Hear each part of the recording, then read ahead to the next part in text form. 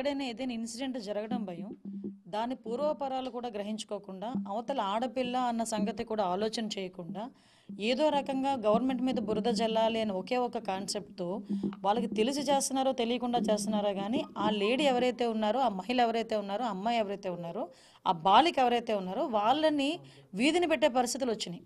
For example చెప్తున్నానండి, నిన్న Srikakulam incident జరిగింది. శ్రీకాకుళం ఇన్సిడెంట్లోని ఆ అమ్మాయి ఎవరైతే ఒక డిగ్రీ చదువుతున్న అమ్మాయి, థర్డ్ ఇయర్ చదువుతున్న అమ్మాయిని స్పృహ తప్పి పడిపోయారు. స్పృహ తప్పి పడిపోయిన తర్వాత అమ్మాయి కేసు ఫైల్ చేసి అమ్మాయిని హాస్పిటల్లో జాయిన్ చేసిన తర్వాత ఎవరైతే వార్డెన్ ఎవరైతే అమ్మాయికి ఫిట్స్ వచ్చినాయి అని చెప్పారో, ఇమీడియట్గా వార్డెన్ తప్పుడు ఇన్ఫర్మేషన్ ఇచ్చారని ఆవిడని సస్పెండ్ చేయడం జరిగింది. తర్వాత ఏం జరిగింది అన్న దాని మీద ఎంక్వైరీ చేస్తే ఆ అమ్మాయిని ఎవరో సమ్వన్ కొట్టారు. మేము ఆ సీసీ ఫుటేజెస్ కూడా తీసుకొని ఆ అమ్మాయితో ఎవరైతే కాలేజ్ లోపలికి వెళ్ళారో ఆ అబ్బాయి వల్ల ఇది జరిగి ఉంటుందని సంగతి తెలుసుకొని ఆ యాంగిల్లో మేము ఎంక్వైరీ చేసుకోవడం మొదలుపెట్టాం. ఈ రోజుకి ఆ అబ్బాయిని ఎవరైతే ఆ అమ్మాయిని కొట్టారో ఆ అబ్బాయిని పట్టుకోవడం కూడా జరిగింది. ఆ అబ్బాయిని ఇప్పుడు ఇంట్రాగేట్ చేస్తున్నారు. ఆ అబ్బాయి కొన్ని విషయాలు ఒప్పుకున్నాడు కూడా ఈ రోజుకి. అయితే నిన్న వైఎస్ఆర్సీపీ పార్టీ వాళ్ళు, అదేవిధంగా అక్కడికి పరామర్శించుకెళ్ళిన ఎక్స్ డిప్యూటీ సీఎం ధర్మాన గారు కానీ వీళ్ళందరూ కూడా అక్కడ ఏదో సెక్షువల్ అసాల్ట్ జరిగింది, ఆ అమ్మాయి గ్యాంగ్ రేప్ చేశారు ఆ అమ్మాయిని అని రకరకాలుగా మాట్లాడారు. మేము ఎంక్వైరీ చేయించుకున్నాము, హాస్పిటల్ డాక్టర్స్ని పంపించుకొని ఎగ్జామిన్ చేయించుకుంటే ఎటువంటి సెక్షువల్ అసాల్ట్ జరగలేదు, కేవలం అమ్మాయిని కొట్టడం వల్ల అమ్మాయి స్పృహ పడిపోయిందని చాలా క్లియర్గా చెప్పారు. నేనేమంటానంటే, మీరేమైనా ఎంక్వైరీ చేస్తున్నారా? మీరేమైనా డాక్టర్సా? అసలు రేప్ జరగకుండానే రేప్ జరిగింది అని, గ్యాంగ్ రేప్ జరిగిందని కామాందులని నోటికొచ్చినట్టు ట్విట్టర్లోని పెట్టేసుకొని ఎందుకు ఇంత రాంగ్ ఇన్ఫర్మేషన్ మీరు స్ప్రెడ్ చేయాల్సిన అవసరమే వచ్చింది? కనీసం హ్యుమానిటీ యాంగిల్ కూడా ఆలోచించుకోలేకపోతున్నారా? ఆ అమ్మాయి మీద ఎటువంటి సెక్షువల్ అసాల్ట్ జరగకుండానే అమ్మాయి మీద సెక్షువల్ అసాల్ట్ జరిగిందని చెప్పి మీరెవరు అక్కడ కన్ఫర్మ్ చేయడానికి? ఆ అమ్మాయి పరిస్థితి ఏంటి రేపొద్దున్న? ఆ కుటుంబం పరిస్థితి ఏంటి? వాళ్ళ తండ్రి కూడా ఈరోజు కంప్లైంట్ ఇచ్చిన దాని మీద 307, 324 పెట్టుకుని మేము ఎంక్వైరీ చేసుకుంటున్నాం. సో ఈ రకంగా వాళ్ళ తల్లిదండ్రులు ఎవరు కూడా ఆ రకంగా మాట్లాడట్లేదు. కనీసం వాళ్ళు అనుమానించినా కూడా మేము ఆ యాంగిల్లో కూడా మేము మాట్లాడాం. వాళ్ళు అనుమానించకపోయినా ఆ యాంగిల్లో మేము చేయాలి కాబట్టి చేస్తున్నాం. ఇది ఒక్క ఇన్సిడెంటే కాదండి. నిన్నగాక మొన్న లాస్ట్ టైం నందిగామలో ఒక తెలుగుదేశం పార్టీ కార్యకర్తలు ఒక అతన్ని చంపేశారని చెప్పేసి ఒక ఫాల్స్ ఎలిగేషన్ పెట్టారు. అక్కడ నేను పూర్వపరాలు పరిశీలించుకుంటే అది యాక్సిడెంట్ కేసు. అంటే ఒక యాక్సిడెంట్ కేసును కూడా పట్టుకొని తెలుగుదేశం పార్టీ వాళ్ళు చంపేశారని చెప్పి ఒక రాంగ్ ఎలిగేషన్. పొంగునూరు ఇష్యూ మీకు తెలుసు, ఆ అమ్మాయి మీద కూడా ఎటువంటి సెక్షువల్ అసాల్ట్ కూడా జరగలే. అక్కడ కుటుంబ మధ్యలో కలహాల వల్ల అమ్మాయిని చంపడం జరిగింది. ఇక్కడ నాకు అర్థం కానిది ఏంటంటే, ఎటు కొన్ని చూసినా కనీసం అమ్మాయి హ్యుమానిటీ అంటే వీళ్ళ తాలూకా ఆ ట్వీట్కి బలం చేకూర్చడానికో, వీళ్ళు మాట్లాడిన మాటకి బలం రావటానికో, లేకపోతే ప్రభుత్వం మీద బురద చల్లటానికో నువ్వు ఒక ఆడపిల్లని వీధిలోకి తీసుకొస్తున్నారు. ఆ సంగతి ఎందుకు మర్చిపోతున్నారు? మీరు మాట్లాడితే ఆడపిల్లల పక్షాన్ని పోరాటం చేస్తామని చెప్పి మాట్లాడుతున్నారే, ఆ యాంగిల్ ఎందుకు ఆలోచించట్లేదు? నిజంగా జరిగింది, ఎస్ మేము ఒప్పుకుంటున్నాం, ఆ నిందితుడు ఎవడైతే ఉన్నాడో వాడిని పట్టుకొని తీసుకొచ్చుకుంటున్నాం. వితిన్ 24 hours 48 hours మేము పట్టుకుంటున్నాం. ఇప్పుడు అనకాపల్లిలోని హాకీ ఎవరైతే కోచ్ ఉన్నాడో ఒక అమ్మాయి మీద ఇలాగ అత్యాచారం జరిగింది. ఇమీడియట్గా మేము తనని క్యాచప్ చేసుకున్నాము, పట్టుకున్నాం. ఈరోజు రిమాండ్లో ఉన్నాడు. సో మేము ఇప్పుడు కూడా క్రైమ్ని ఎంకరేజ్ చేయలే, క్రైమ్ చేసిన వాళ్ళు మేము దాచిపెట్టలే. ఈరోజు మాట్లాడితే సిబిఎన్ గారు ఏం చేస్తున్నారు, సీఎం ఏం చేస్తున్నారు, పవన్ కళ్యాణ్ గారు ఏం చేస్తున్నారు, అనిత ఏం చేస్తున్నారు, లోకేష్ గారు ఏం చేస్తున్నారని మీరు ఇన్ని మాటలు మాట్లాడుతున్నారే. ఒక్కసారి లాస్ట్ 5 సంవత్సరాలకు ఒక్కసారి వెళ్ళండి. మీరు చేసిన పనులేంటి? అరగంట అన్నవాడేమో మంత్రి పదవిలో ఉంటాడు, గంట అన్నవాడేమో ఇంకో కొత్త మంత్రివర్గంలోకి వస్తాడు. నూడ్ వీడియోస్ చేసినవాడేమో ఎంపీ కిందేమో అక్కడ కూర్చుంటాడు.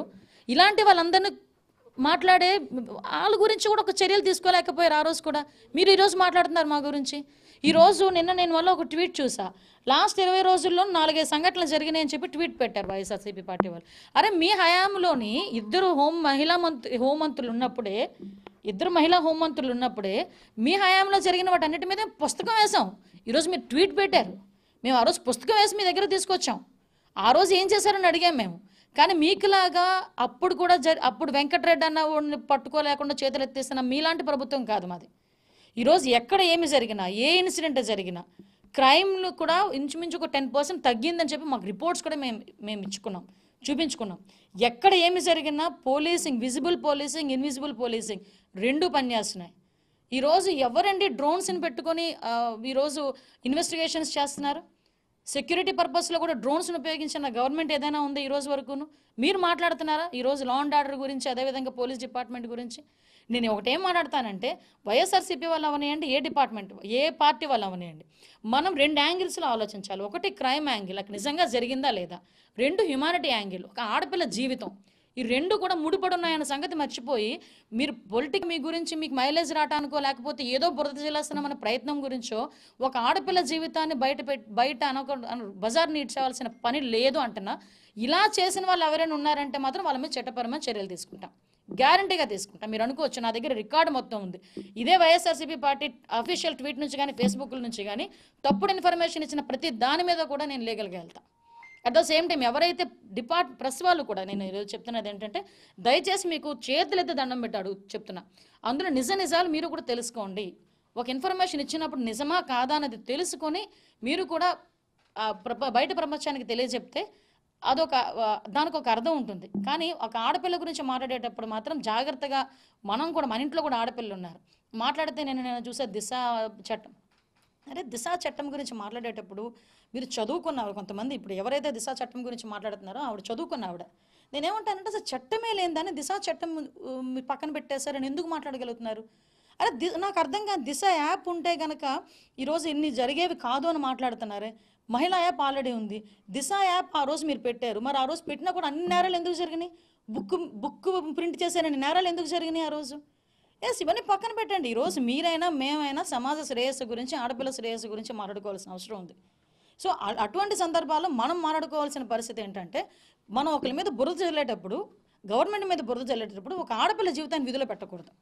రేపొద్దున అమ్మాయి ఇప్పుడు సెక్షువల్ అసాల్ట్ జరిగింది, గ్యాంగ్ రేప్ జరిగింది, ఎలాగని మీరు నోటుకు వచ్చినట్టు మాట్లాడుతున్నారు. అమ్మాయి పరిస్థితి ఏంటి? రేపొద్దున డిగ్రీ ఫైనల్ ఇయర్ చదువుతున్న ఆడపిల్ల, రేపొద్దున అమ్మాయి ఫ్యూచర్ ఏంటి? వాళ్ళ కుటుంబం ఎలా తలెత్తుకుని తిరగలదు?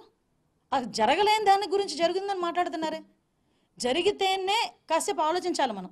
నిజంగా హ్యుమానిటీ యాంగిల్ ఆలోచించి, నిజంగా జరిగితే కడుపులో దాచుకొని ఎలాగా అమ్మాయికి న్యాయం చేయాలన్నది ఆలోచించుకోవాల్సిన సిచ్యువేషన్లో మనం ఉన్నాం. అలాంటిది మనమే రోడ్డు మీదకి వచ్చి ఇలా మాట్లాడితే పరిస్థితి ఏంటి? ఆ యాంగిల్లో కూడా ఆలోచించుకోమని మిమ్మల్ని అందరినీ కూడా కోరుకుంటున్నాను. డెఫినెట్గా తీసుకోవాలి, జరుగుతున్నాయండి. నిజంగా అదే జరుగుతుంది. ఇప్పుడు ఈ విషయం ఏమవుతుందంటే, వాళ్ళు ఎలా ఫీల్ అవుతున్నారంటే, ఏదో గుడ్డ కాల్చి మొహమ్మద్ పడేస్తాం, వాళ్ళే తుడుచుకుంటారు అన్న ఫీలింగ్లో ఉన్నారు.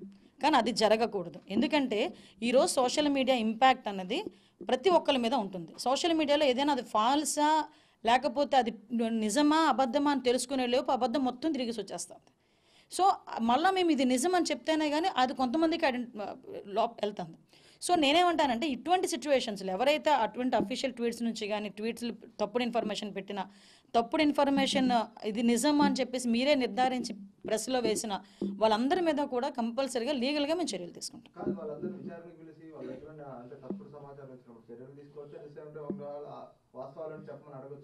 డెఫినెట్గా మేము ఎంక్వైరీ చేసి వాళ్ళ మీద లీగల్గా తీసుకుంటామంటేనే దాని అర్థం అదే.